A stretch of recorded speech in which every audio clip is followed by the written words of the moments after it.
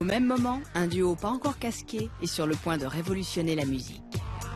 On a reçu des fax du Danemark, de Suède, d'Espagne, du Japon, de New York, alors qu'on a vendu 15 000 disques. Donc c'est très amusant, mais ça montre vraiment que ça peut...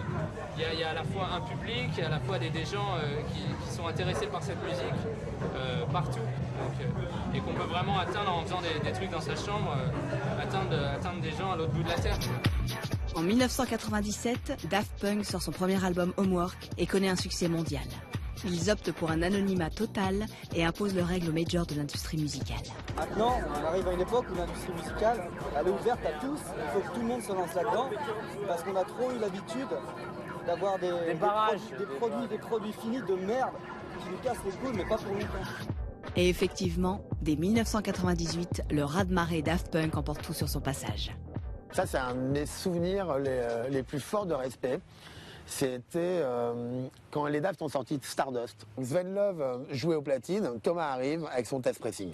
Et il vient le voir, il lui dit « Ouais, c'est notre dernier morceau, c'est Stardust ». Je le vois poser le test pressing sur la platine, écouter au casque, et je vois dans son regard,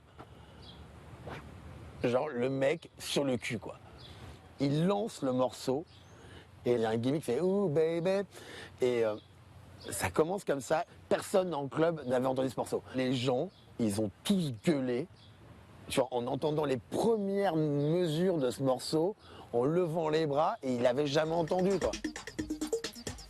Les Daft Punk ayant produit entièrement leur album dans un studio aménagé dans une chambre, tout le monde veut faire sa musique chez soi. C'est l'avènement de la culture du home studio. Le producteur Arnaud Rebottini nous fait une petite démonstration dans sa cave aménagée. Je vais vous présenter quelques instruments mythiques. Donc ça, c'est le premier qu'on peut présenter, c'est une TR-808. Ces sonorités sont tellement particulières, tellement intéressantes qu'elles ont inondé toute la musique populaire du XXe. La deuxième, là, c'est la TR-909, c'est la grosse caisse absolue.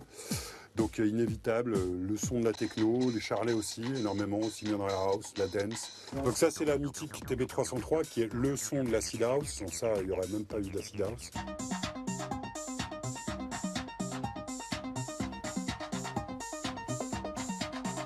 C'est simple, voilà, c'est easy.